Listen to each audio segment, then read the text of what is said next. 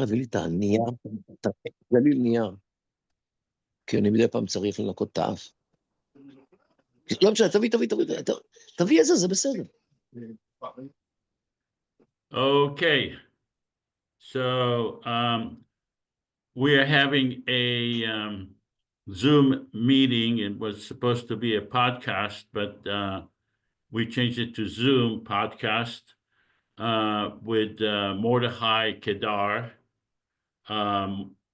Just to give you a little background, Mordechai Kedar, it was a lieutenant colonel in the Israeli IDF.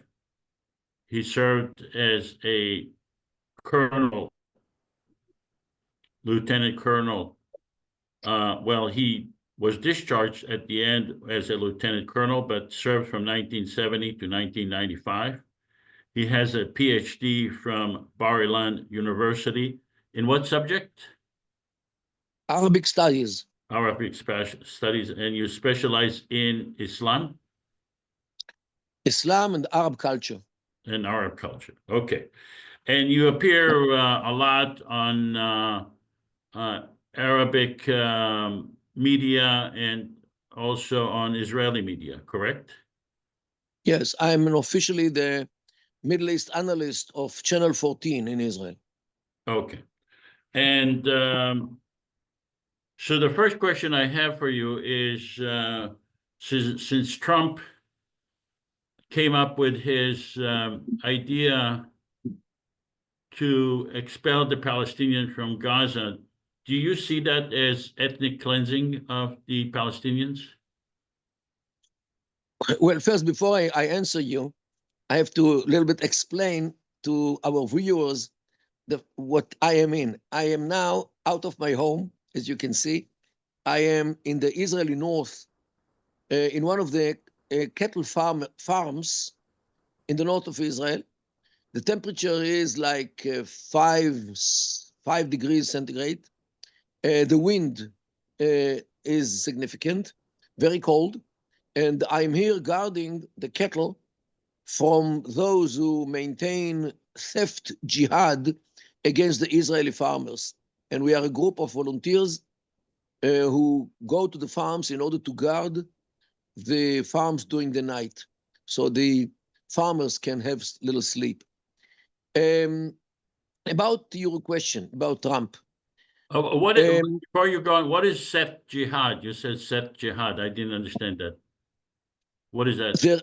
There is a campaign by jihadists in order to undermine the economy of the farmers here in Israel by stealing cows, stealing calves, and people like myself are volunteering in order to guard the place during the night, so the farmer can get some sleep after the whole day which he worked in the farm. So this is the situation here. And I'm here. But why do you call it Theft Jihad? Why is it not just simple thievery? Because it's meant especially against Jewish farmers by non-Jewish thieves. They never steal from each other. They steal only from Jews. And the idea behind it is to topple the Jewish agriculture here in Israel. This is why they steal. Is this being done by Arab Israelis, or is this being done by people from Lebanon or from Syria? No. By Arabs who live in Israel and in the Palestinian territories. They come here during the night, or they stay here after they worked somewhere in order to steal, especially now as we approach the Ramadan in like 2 weeks from today, and they need a lot of meat for the meals after the iftar, as you might know, the evening meal after the fast. They need a lot of meat. So towards the Ramadan, the thefts are much more, and therefore our role here to guard the place is very important. Is the price of meat very high? The price of meat, especially fresh meat, is rather high. And yes, and it's very attractive because during the night it's open space. It's a land which belongs to the country, to the state, and the farmers lease the land. It's actually open. You know, everybody with scissors can cut the fences and come in and steal a calf, take him and to the car, and this is a big damage to the farmers.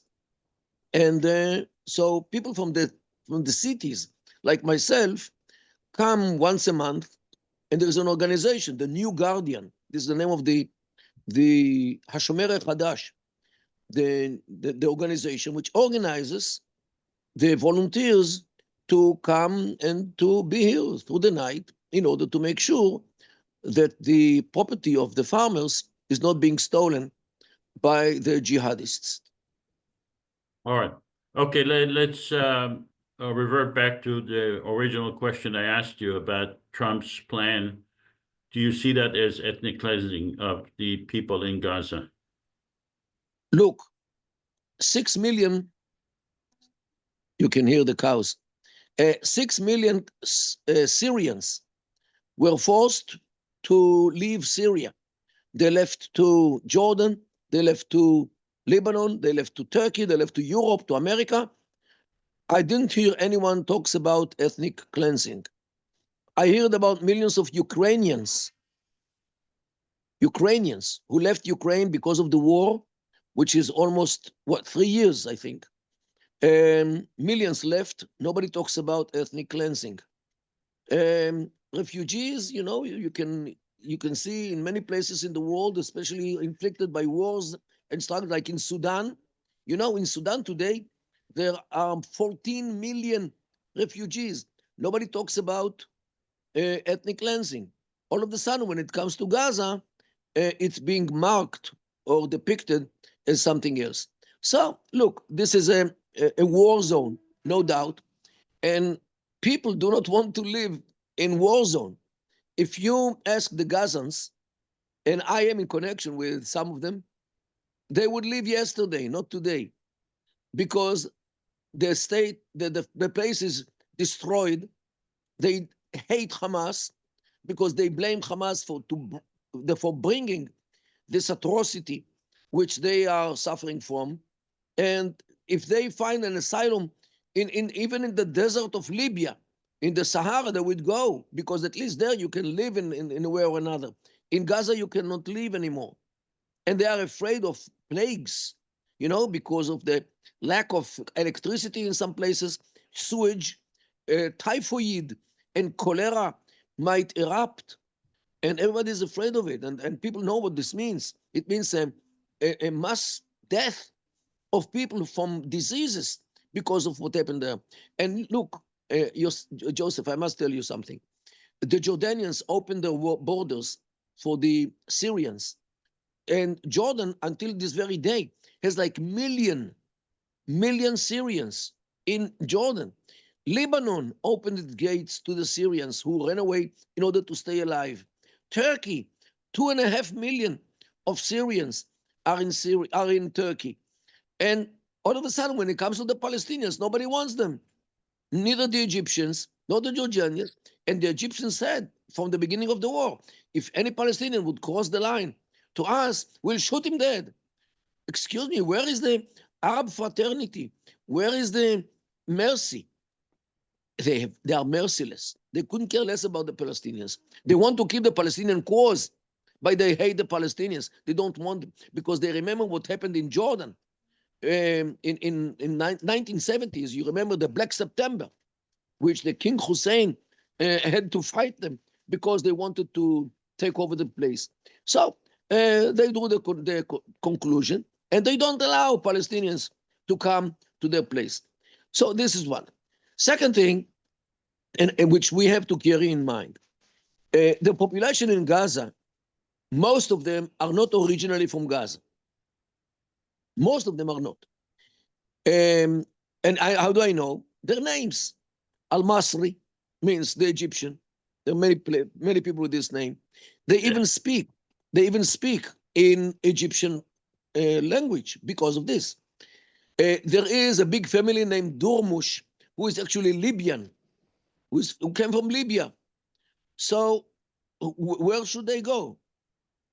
Either to Egypt or to Libya, because this is, the Egyptians used Gaza as some kind of a place to throw out people from Sinai when the Egyptians controlled Gaza between 1948 and 1967. Gaza was a punishment for Egyptians who in Sinai, especially the Bedouin tribes in Sinai or clans, which the Egyptians didn't like.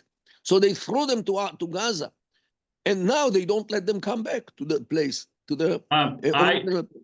I read in preparation for our meeting, I read that your family is from Poland. Came back, yes, from Poland.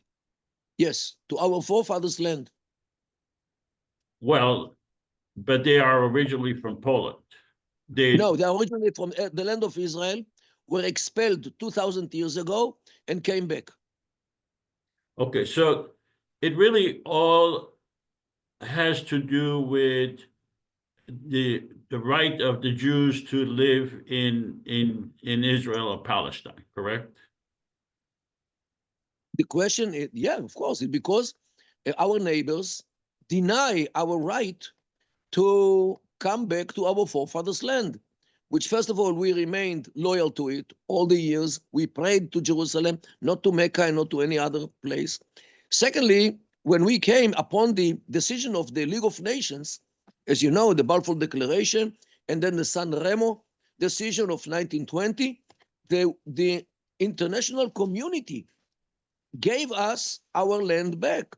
Now, many Arabs who lived in many places in the Arab world heard that there is work in Palestine under the mandate, and they came to work, just like they migrate today to Europe or to America to work, to have better life. How do we know? With the names. Many of them are named Al-Masri, like the Egyptian, Al-Halabi from Aleppo, Al-Khorani from Syria, from the Horan in Syria, Al-Sorani from Tyre in Lebanon, Al-Hijazi. There are many of them are named. Al-Hijazi means they came from Mordechai, the let's try to have a conversation rather than a dialogue, rather than a lecture. So I would appreciate if you can condense your answer so that I can throw in a question. No problem. So you haven't really answered my question. Do you see it as ethnic cleansing, the expelling of the Palestinians? I see it as saving poor people who became the victims of a vicious war, which Hamas used them as human shields, unfortunately causing a big toll of death within them because Hamas couldn't care less about them. And now there is some hope that some countries will give them asylum. And you know what? Between you and me, their asylum should be in Qatar. Qatar is the state which is the most responsible for what happened in Gaza. Qatar sponsored Hamas. Qatar supported Hamas in all kinds of places, especially by Al Jazeera. And Qatar has many dormitories which they built for the World Cup in 2022, when they hosted, the Qataris, when they hosted the World Cup games. They have a lot of dormitories waiting for the Palestinians to come to. They have hotels, very nice hotels, and they can build whatever they like. They have a lot of money. And this is what justice forces, that Qatar takes the Palestinians. Now, the Qatari airways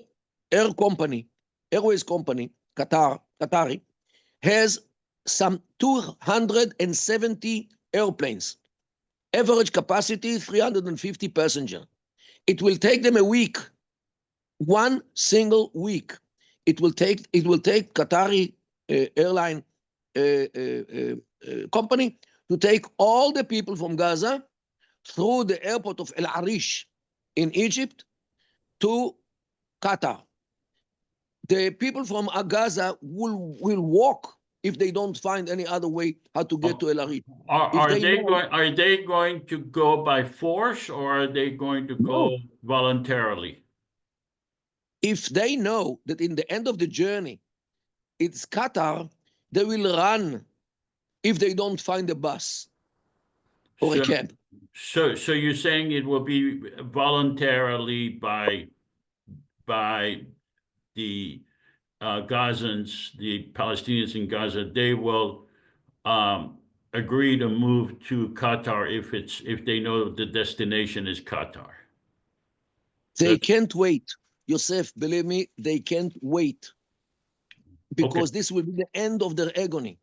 And what would make Qatar agree to send 230 airplanes to El Arish airport to pick up the Palestinians from the Gazan Palestinians?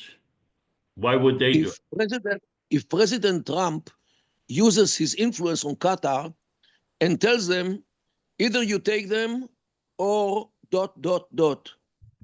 they will take them. All right. And what will happen to Gaza after the Palestinians are removed from Gaza? Who will take it over? Well, I heard that President Trump has a good plan to clean the place from all the destruction and to rebuild the place and to make it into a nice area. Very good. Just like places in New York, which he did the same thing. So there was just a vicious war, still is, between Israel and Gaza, Hamas, and many Israelis have been killed in that war. Do you see the possibility that Netanyahu would say, okay, now that we finished the war, we are going to vacate the area and let President Trump take over and create a territory for America in Gaza? Is that realistic to you? I think that nobody in Israel has a better idea. And nobody in the Arab world also. Nobody has a better idea for this. So I'm asking you, is that a realistic possibility? The Israelis would say, okay, we appreciate President Trump coming over, and we don't mind the sacrifice that Israel has made, and now we will have America as our neighbor forever. Is that a realistic? The sacrifice which we made was to save us from the Hamas organization, which slaughtered and burned and raped and mass killed our people on October 7 and later. And this is what should be done, because no state in the world would agree to live side by side with such an organization. I know, but that's not my question. My question is, do you see Netanyahu saying, well, to President Trump, you're welcome to create a American territory right next to us? Do you see that as a realistic possibility? Not only realistic, it is something which will bring some stability to the place. Okay. Because if our neighbors know that America is their neighbor, they will behave. First of all, among themselves. Maybe they will start killing each other. Look what happened in Syria. Look what happened in Iraq. Look what happened in Sudan, in Yemen, in Libya. Maybe the fact that America is a close neighbor will bring some stability, which the Arab world needs it urgently. Maybe, hopefully. You said they will start behaving. What do you mean by that? Yosef, the only thing you have to do is to turn your TV on and look at the news. In Sudan, for example, there is a vicious fight for already 2 years between two parts of the army. Who knows how many hundreds of thousands of people got killed in Sudan by Sudanese? What does 14 Sudan have million. to do with this? Why are you bringing Sudan into the equation here? Sudan is only one example. Yemen is I know, atrocity. but why is Libya it is an atrocity. example relating to the Palestinians in No, no, Gaza? no. What I'm saying is that if Gaza turns into, let's say, an American harbor where the American Navy will dock, maybe some air bases instead of Odeid in Doha, in Qatar, maybe the Americans will use it as an air base.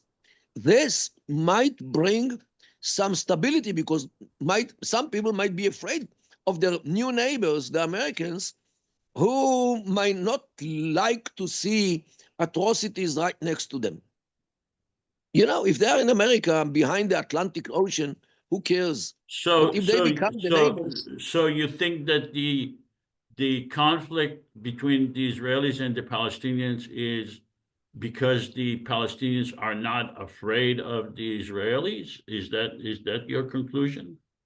this is part of the problem. If they were afraid, they would behave and Don't cooperate with they us.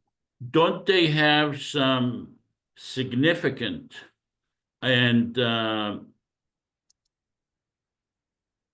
realistic and true issues because they have been expelled from Palestine to begin with, and they are living under occupation and apartheid by the Israelis. And it's not because I'm not sure why you brought the question of Sudan. I don't understand, unless you're trying to imply that all Muslims behave badly because of their religion. No, I didn't say Muslims.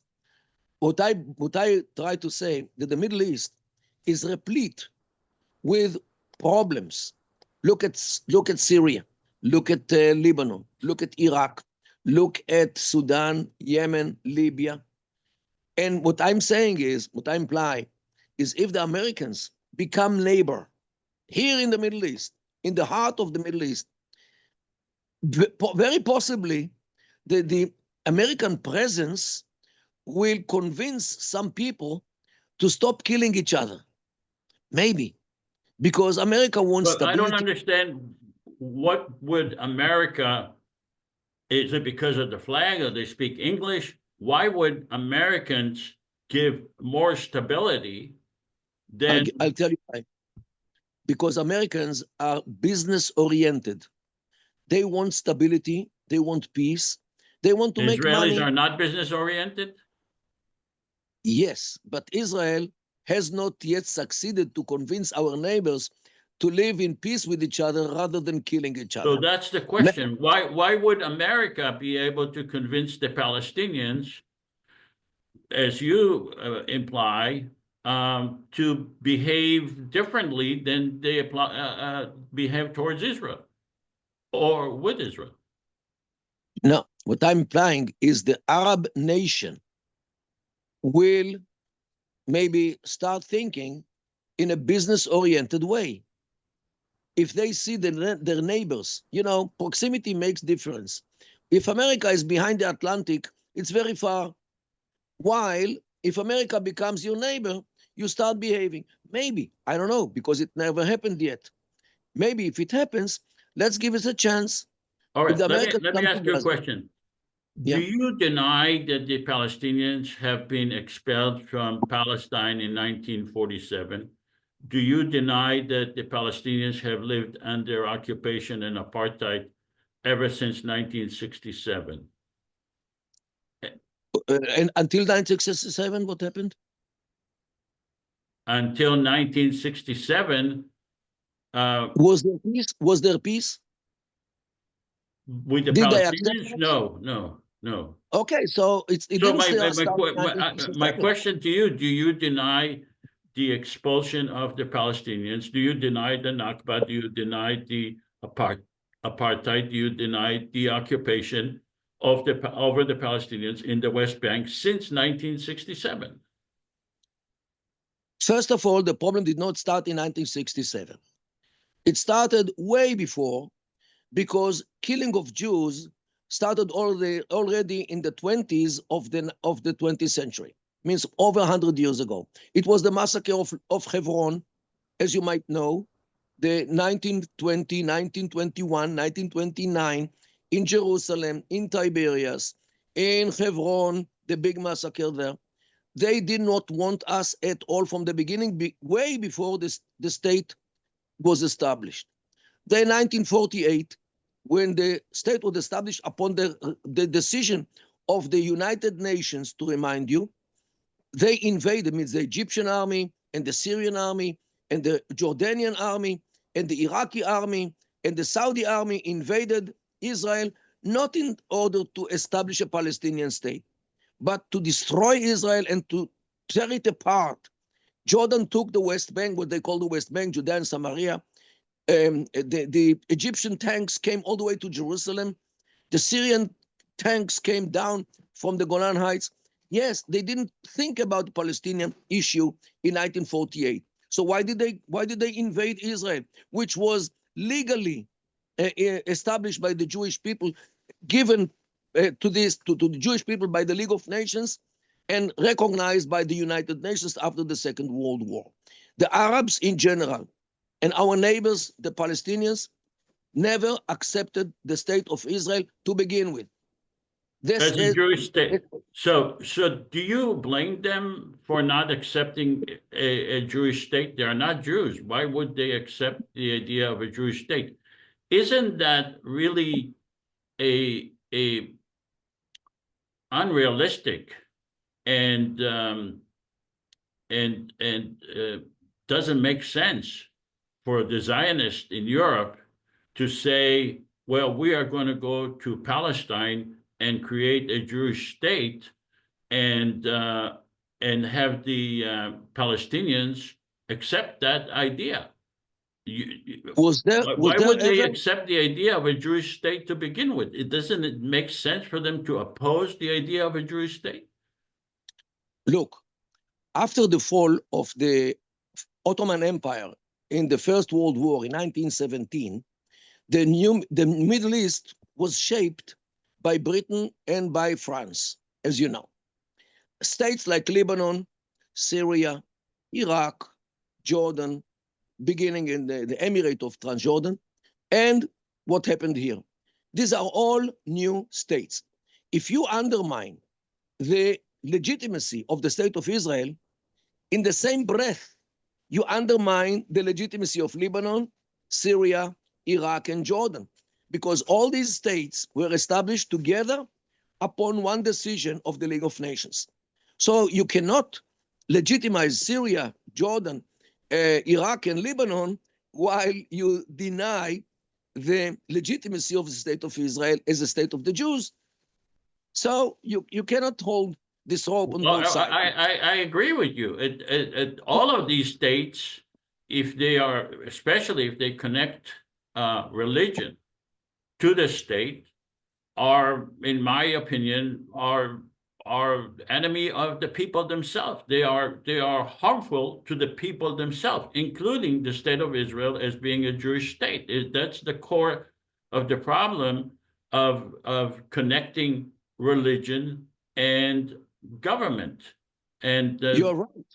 You're definitely right. Therefore, in order to understand what pushes our neighbors, what you call the Palestinians and all the others, if you analyze what they have against us, you can find easily that there are some layers of the problem. The most basic layer is the religion, because according to their interpretation of Islam, and I emphasize their interpretation of Islam, Judaism is null and void, din batil, as it said in Arabic, while only Islam is din haq, a religion of truth. Judaism is null and void. This is why you don't need a Jewish state, because there is no Jewish religion. Yeah. This is one thing. The second, look, I'm not arguing. I am not proposing. I'm not a proponent of a religious argument one way or another. I am in opposition to a religious argument to create legitimacy of a religious state, or state that connects religion. Now you're telling me Yeah, they but don't. our neighbors, look, Hamas means its initials of Harakat al-Muqawama al-Islamiyya, means the Islamic resistance movement. Islamic, not Arabic, not Palestinian. Islamic means they involve religion in everything, the jihad and everything. So this is a religious war. All right. After all, Did it make sense to create a Jewish state that integrate religion into the state, even if the others done it? In other words, if 50 of your neighbors jump off the roof, does it make sense for you to jump off the roof as well? well, first of all, it is our homeland. And if there is a place for Jews in the world, it's not the United States of America, it's not Germany, it's not Auschwitz, it's not Poland, it's nowhere in the world. It is our homeland, our forefathers' land. If What does you that mean? feel What does that mean? Is that mean that it's exclusively for Jews?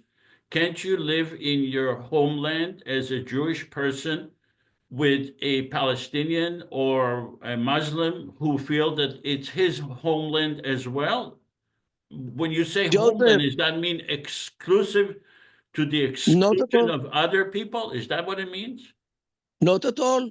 Here in Israel, 20% of our population, the citizens of Israel, are Arabs. Most of them are Muslims. Some of them are Christians, Druze, Okay, and there is no problem. so wonderful. Then why not include the Palestinians in the West Bank and in Jerusalem, East Jerusalem, and in Gaza, and to include them all together in a secular, democratic state without any uh, differentiations between people's religion?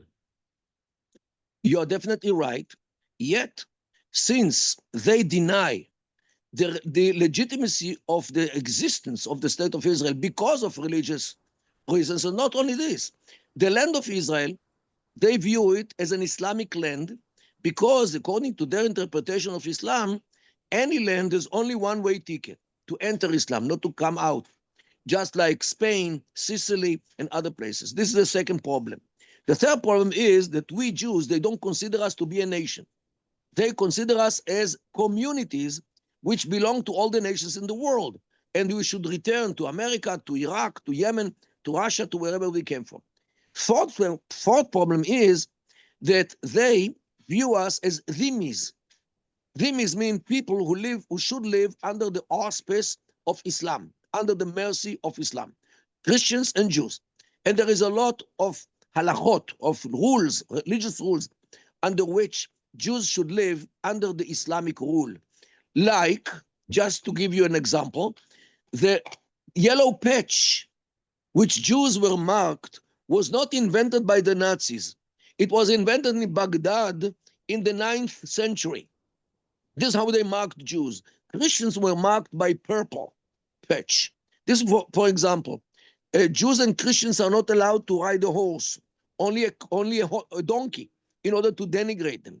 And many more halachot, means rules, under which Jews and Christians should live under Islam.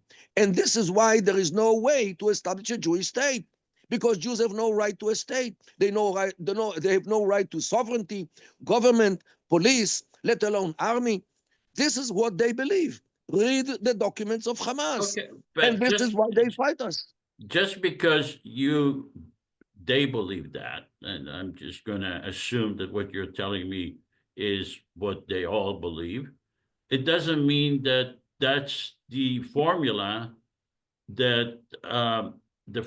of a state which connects religion with the state is the right formula. What you're telling me is that supports the idea that the only formula that makes sense is a secular democratic government with a constitution that accepts everyone, regardless of religion, and actually divorce itself, or maybe I'm not using the right terminology, but You can use it. It's okay. Detach itself. detaches itself from religion.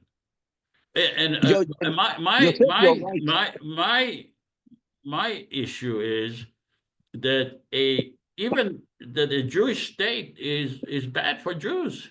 It's basically creating a war forever, and it has no formula for peace if you integrate religion and government, especially when all of your neighbors are not Jewish.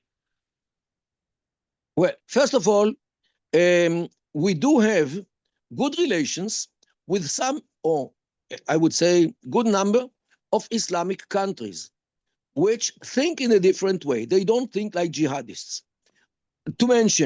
Only to mention, Egypt has a peace with us since 1979, which is 46 years. 46 years, Egypt is with peace in Israel. Jordan, since 1994, means 31 years. We have good relations, normal relations with the Emirates, 7 Emirates, Bahrain, Morocco. And if you add the people in all these countries, the majority of the Arab world has already made peace with Israel, accepted Israel. Whether a Jewish state or a state, I don't mind.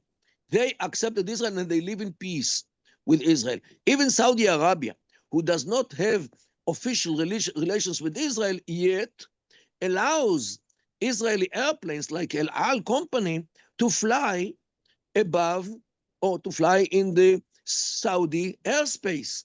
And this is also some kind of acceptance of the existence of the state of Israel. So we remained with some enemies like Hezbollah, like Hamas, like the PLO, who has never recognized Israel as a Jewish state yet. But there is a way how to live together. I'll tell you how. And some others in Iraq, maybe some jihadists in Libya, but they are a minority. Now, the only way how to live with the Palestinians is to emulate the Emirate paradigm. As you know, the Emirates in the Gulf are very stable, not because and rich, not because of their oil, because Dubai, for example, has no oil and no gas. But they are stable only because their system, the political system, is based on the clan. On the clan. Kuwait belongs to a clan named Al-Sabah. Abu Dhabi belongs to a clan named Al-Nahyan. Dubai belongs to Al-Maktoum. And Saudi Arabia belongs to Al-Saud. What I mean that we can emulate this paradigm also here. Hebron can be in the ownership of the clans of Hebron. There are 5 clans who live peacefully with each other. But what about the Jews? What clan would they belong to? They are accepting this. They will be there. In Jericho, the clan of Arikat. In Ramallah, the clan of Barghouti. In Nablus, the 3 clans, Masri, Tukan, and Shaka. And Tulkarem with Karmi, the clan of Karmi, and so forth in Kalkil and in Jenin. Israel should remain forever in the rural areas and offer Israeli citizenship to the villagers. This is the only solution which will give the Palestinians stability and prosperity and good life, and will give Israel security. This is the only thing which works in the Arab world, because if you create a Palestinian state, it will turn inevitably into a Hamas state. How do I know? Hamas won the elections, the legislative elections in January 2006. It can happen again. Hamas took Gaza over by force in June 2007. It can also happen again in Judea and Samaria. So the Palestinian state, if you establish a state with all the clans together, it will turn into a Hamastan inevitably. So why would it not happen when you have all these clans? because the clans are against jihadism. The clans are for stability, governance, good economy, good life, stable economy, and I'm in connection And with the who clan. will create those clans? They by themselves. Okay, so why are they not doing it up to now? What prevents Joseph, them from creating the clans? Joseph, if one morning you wake up to hear that a city or two or three or more in the Palestinian Authority declared statehood and they leave the Palestinian Authority, make face as if you are surprised. I'm not following you. Why are they not creating those clans now? There is, look, let me tell you something very, very seriously. Since because of the what happens now that Israel releases terrorists in order to release our hostages in Gaza, many hundreds of terrorists are coming out from the prisons to the streets in Judea and Samaria with the so-called West Bank. The clans are very, very worried that Hamas will take over based on these terrorists, which Israel is forced to release. And in order to prevent the creation of Hamas state in Judea and Samaria, they are now moving forward on the way to declare statehood in every city based on the clans, not on the jihadism. And this is so you're saying it's inevitable, it will happen, and it's going to happen. it is going to happen, yes. Okay. Well, let me ask you this. My organization, we propose a federal government for the people of Israel and Palestine together based on secular principles, based on parliament, based on a common parliament for the whole area, based on president and vice president. Simultaneously, we do not call for the dismantling of the Palestinian or the Israeli governments. I'm not sure, you participated in our simulation, and I'm not sure exactly what you are thinking about this plan, but I'm giving you the opportunity to do that now. In order to establish a secular system, you need secular nations. This is a dog. Apparently, he says something. You need to stop? No, it's okay. It's part of the farm. Okay. Do you hear the dog barking? I don't. Okay, so I'll speak. In order to establish a secular system, you need secular people. You cannot create a legitimate system which is secular and impose it on people who think from the religious point of view, both Jewish and Islamic alike. You need a system which will fit the people. Otherwise, it becomes illegitimate. Well, most And therefore, Israelis are secular. wrong. This, if you talk about the 60s and the 70s, maybe. But demography in Israel works day and night, especially night. And the religious and the Masoretic, means traditional or conservative echelons in Israel are way much bigger than the secular ones. You can see it in the Knesset, how the Knesset is divided between secular parties and parties which reflect either religious parts of the people or the Masoretic or traditional conservative. Yeah, but if you go even we have an Islamic, we even have an Islamic party in the Knesset. Yeah, but most Israelis do not obey religious laws, do not respect the Jewish Who told you? religion. Who told you? Where do you learn Well, it from? if you drive on a Sabbath, you see the freeways are full of cars. Israelis have tattoos. They don't eat kosher food. They don't wear yarmulke. They don't wear tzitzit and talit. And on Yom Kippur, I Joseph, was in Israel on Yom Kippur. The beaches were thousands and thousands of people on Yom Kippur, and many were riding bicycles and skateboards. So well, apparently you didn't go. Apparently you didn't go to the synagogues to see how much they are full, correct. Correct. I especially. didn't go to the Okay, synagogues. I so went to you the cannot. beach and I saw thousands and thousands of Israelis at the beach. Well, Israel, in order to impose a secular system here in Israel, you have to be a dictator because what I say, the majority of the people who are religious, both Muslims and Jews, will not accept such a non-religious or anti-religious or secular system. It's not They want some. anti-religious. To the contrary. It respects religion, but I'm not going to argue with you. I am No, just no. saying that the premise of your objection that they are not secular is totally wrong. I think that, and I'm not sure about the Palestinians, but I have a feeling that there are many Palestinians I met. All of the Palestinians I met, they seem to be secular, but. Well, again, how do you know whether Palestinian is secular or not? They don't Um, go with yarmulkes. Well, They don't I go. mean, I admit that the Palestinians that I spoke with that Okay. that were against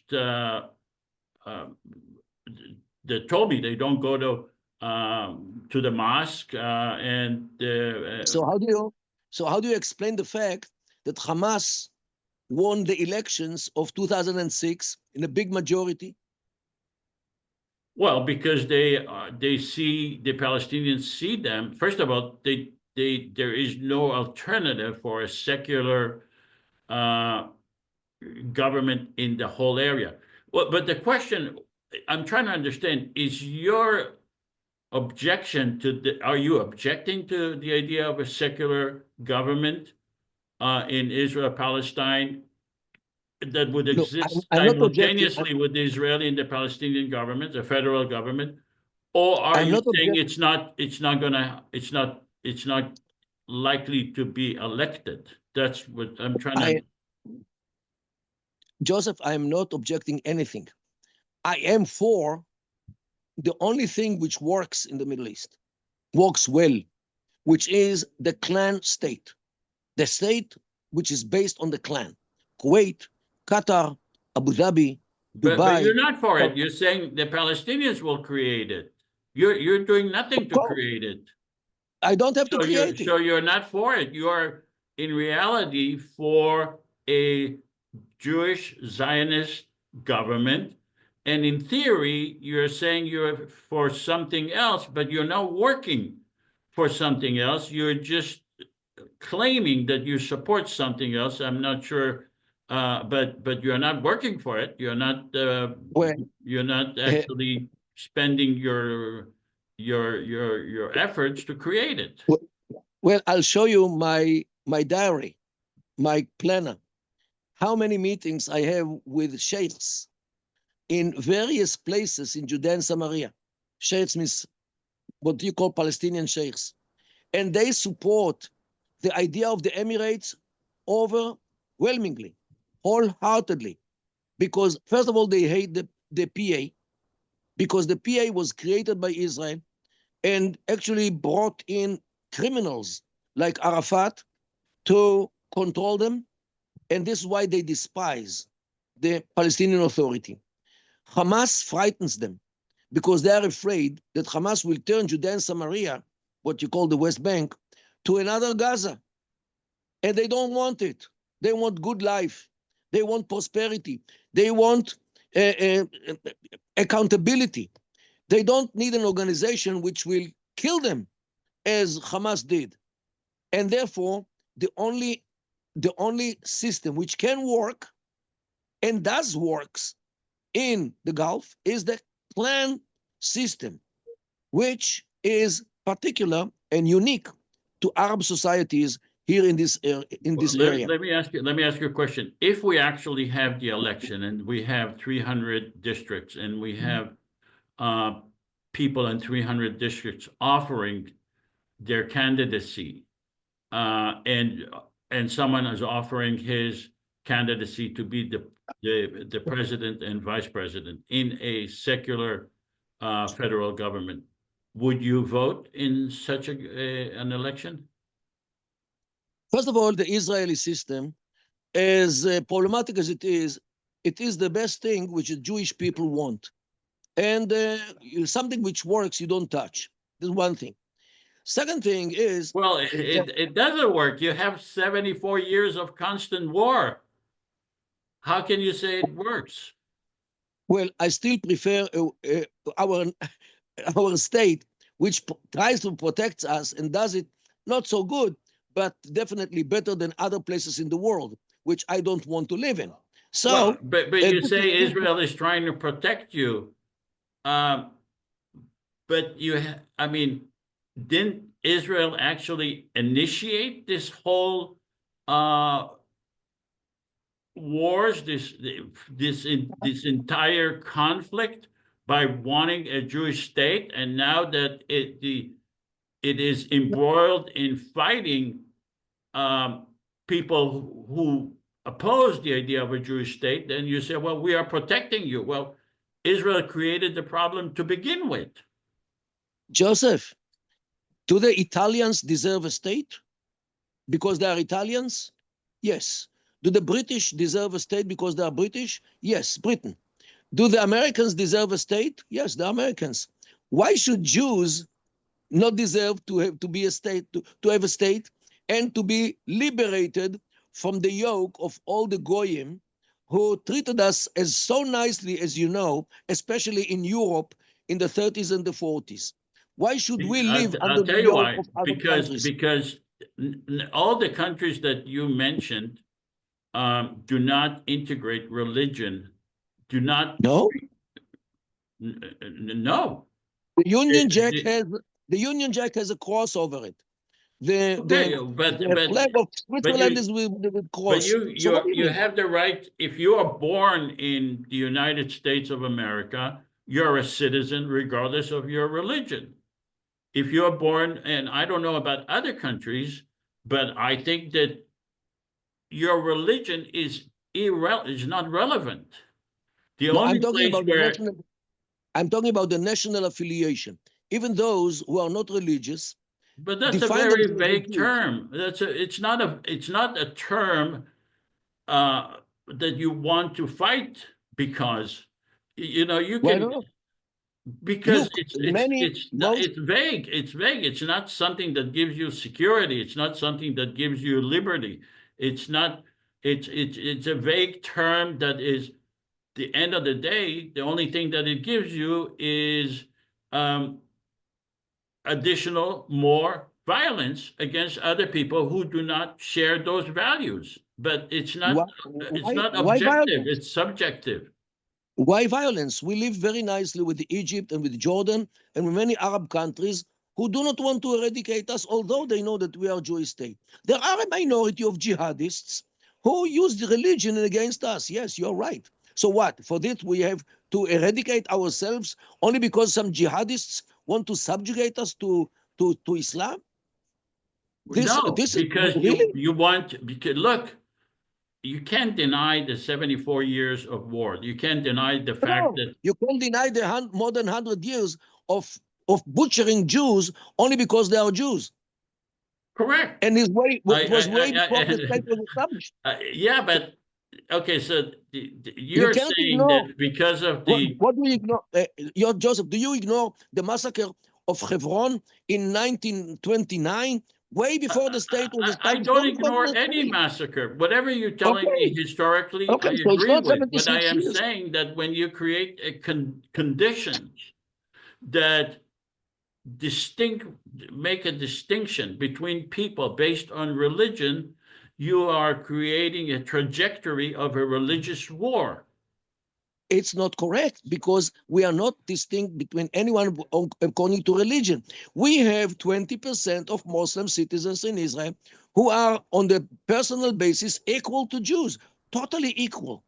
My Yeah, salary and their salary is the same. but why are why does it make sense to say, well, we have 20% and we live with them as equal without distinction to their religion, but we do not want to include the others who are live right next to you in the West Bank and Gaza, and they are excluded from us. That doesn't make sense. That's the Apparently, you are detached from the reality of the Middle East. If Israel opened the borders with Lebanon, with Syria, with Jordan, with Egypt, how many millions would run to Israel from these countries? I am speaking about the Palestinians in the No, West no, the Bank and Palestinians as Gaza. well. The Palestinians as well. What I mean to say that Israel is such a If good Israel country. declares one day, we say we're not a Jewish state anymore. We are a secular democratic state. All its Why should we? citizens, Why all should the we? Why citizens should we? of that state are the people who live in Israel, Palestine, the West Bank, Gaza. That would be it. That would be the end Why should we? of the We define violence. no. Joseph, we defined ourselves as Jews not only by religion, by also by national affiliation. All those secular people which you're talking about are not defining themselves as Jews because of religion. They define themselves as Jews according to national affiliation. So if the Italians who are nationally Italians have a state like Italy, if the Romanians have a state like Romania because they are nationally Romanians, why shouldn't Jews who define themselves as nationally Jews, why shouldn't they have a state for their own? Why exclude Judaism as a nationality from all the nationalities in the world? Look, you can play around with definitions. The question is safety, security, and peace. Okay. Right? And you admitted in our conversation that you have no problem, that you don't think that Jews should have an exclusive right to the land of Israel Palestine. Then why No, not I work didn't say a that. I didn't system? say that. No, no, I didn't say that. What I'm saying is that the private land should belong to the owner, whoever he is, a Jew, a Muslim, a Christian, a Druze, or whatever it is, a private land.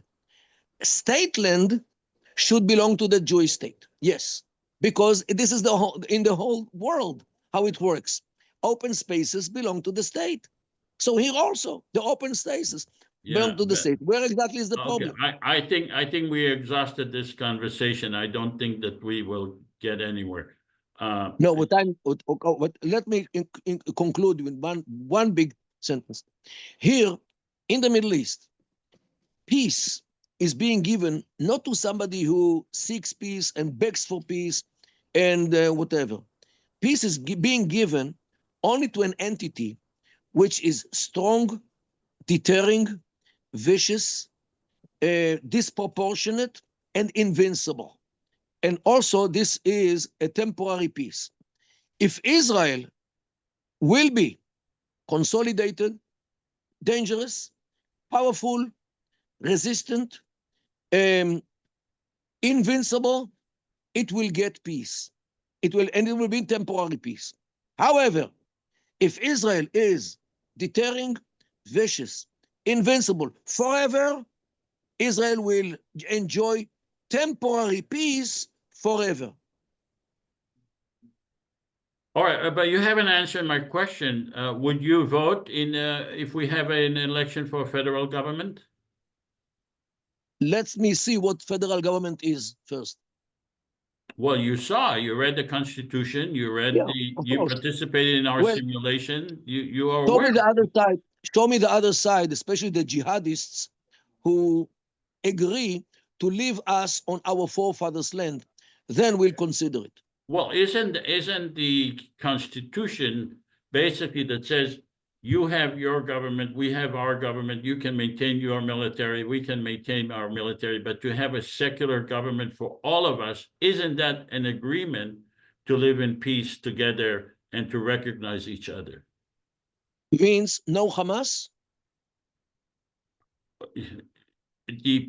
Look, under the Constitution, the Palestinians could have their governments and the Israelis could have their governments, Means whatever Hamas government they government? choose. But Means the if federal they vote, government would make the Israeli Zionist government not relevant anymore, and it would make the Palestinian Hamas government not relevant anymore. The most important relevant would be the federal government for all the people in Israel Palestine. okay, first, let me see no Hamas in the area. Then we can think about something else. Because as long as Hamas is here and Hamas are still in Gaza, are maintaining the jihad against us with our hostages, it can repeat itself again and again. Yeah, but Hamas was created because of Israel. It was not created Wrong. out of the blue. Totally wrong. Hamas is a Muslim Brotherhood organization which was created in 1928 in Egypt, and it is active in Jordan, in Syria, in Lebanon, and in many other countries, regardless of Israel. So All right, to say that Hamas, okay, I'm not going to argue with you about that, but clearly Israel was not able to eliminate Hamas. okay, And in fact, so it what do you expect? made it bigger. So what do you expect? That we Aren't live side by side? aren't you acknowledging the failure of the state of Israel to give peace and security to the Jewish people and making Hamas a stronger, bigger, and more powerful organization? You know, Joseph, in the Quran, there is a verse which says, "In Allah ma'a sabirin." Allah is with those who have patience. We have patience. We waited for 2,000 years to come back to our But forefathers' you don't land. believe in Allah. So why are Why you not? using? I'm religious, just to remind you. Okay, do you believe in the same God that the Muslims believe? I believe so. They believe in that. Look, the Quran stories are more or less the Bible stories. So maybe Islam is very close to Judaism, as you know. You know, Muslims do not eat pork, just like Jews, and there are many similarities between Islam and Judaism. So apparently, philosophy is also more or less the same. Why not? Where is the problem? All right, so that even contradict your idea of a Jewish state Not even at all. more. Not at Well, all. you believe in the same God. It's just that you have a different way of expressing that. You are definitely right. And therefore, because we are different, they want to kill us. All right, We have then. nothing, we Okay, have then. nothing against Muslims. Look, Yosef, we have nothing against Muslims. And you can ask over 1 million Muslims who are the citizens of Israel. And the We do Muslims have have nothing issues, against the Jews. We lived right? with Muslims for years in peace. As long as Jews didn't live in sovereignty, but subjugated to Islam. So it's okay. When you can rape the Jewish girls whenever you like, it is okay. This is the Zimma, how Jews lived in Morocco and other places as well. If you don't know, read the history. However, when we are independent, this is what they cannot fathom. This is what they cannot accept for any reason. Yet, we do deserve independence on our forefathers' land. And this is what we are going to keep here. Whoever wants it, let it be. Like Egypt, Jordan, and all the other countries, Arab Islamic countries which made peace with us. Turkey as well. Turkey is an Islamic country and it lives with peace in Israel. Maybe not with love with Israel, but definitely we have good relations with Turkey. You can add the 80 million Turks also to all the others. So many Muslims accepted Israel. We have issue with Hamas who want to kill us, to rape our daughters, and to burn our children in their homes, as they did on October 7th. And this is the problem. All right. Hamas is the problem. First, get I rid don't of think Hamas, and I then we don't can think talk we're about what gonna. we like. I don't think we're gonna reach an agreement here. I appreciate your time. I think that. By the way, let me recommend you. You can read in English or in any other language. You can read the basic the charter of Hamas. How they talk about us. It's not because of the state. It's because they actually quote from the Hadith. لا تقوم الساعة means the end of time will never come until the Muslims, kill all the Jews to a degree that if a Jew is hiding between a stone or a rock or a tree, the rock and the tree will call the Muslim, oh Muslim, a Jew is hiding behind me, come and kill him. This is Hamas. It's regardless of the state of Israel. It's about the Jews. And they are after you, Joseph, just like they're after me. Well, with that somber Yes. note, we're gonna. I'm Read gonna their end. documents. Read their documents. Read their I can charter. tell you this. I live in the United States of America, a secular country. No one is after not Jews or Muslims. I have friends that are Muslims and Jews. Actually, I get more respect from Muslims than I do from Jews, but that's on a personal level. All right, In their Mordechai. anti-Semitism in the United States, in their anti-Semitism in Europe, inflamed by Muslims recently. Joseph, excuse me, don't you read the papers? Look, I have never seen anti-Semitism on a personal level. Okay. In fact, the opposite. As a Jewish person, I get a lot of respect from non-Jews. Good for you. Non-Jews gave me a lot of opportunity, gave me so much. I had people working for me that are non-Jews that were extremely loyal. So I don't connect the issue of religion and Joseph, personal. the Jewish community of France, the cradle of democracy, are running away, not because of the Christians in France. Okay, Jews in Britain are running away, not because of the British. And this is the situation. And you know what? In 10 years, 15 years, if things will continue to be in the States as they are, at least in the last administration, you will have to run away from California as well. So we keep Israel for you. All right. I appreciate that. Thank you so much. Thank you, Mordechai. Bye-bye.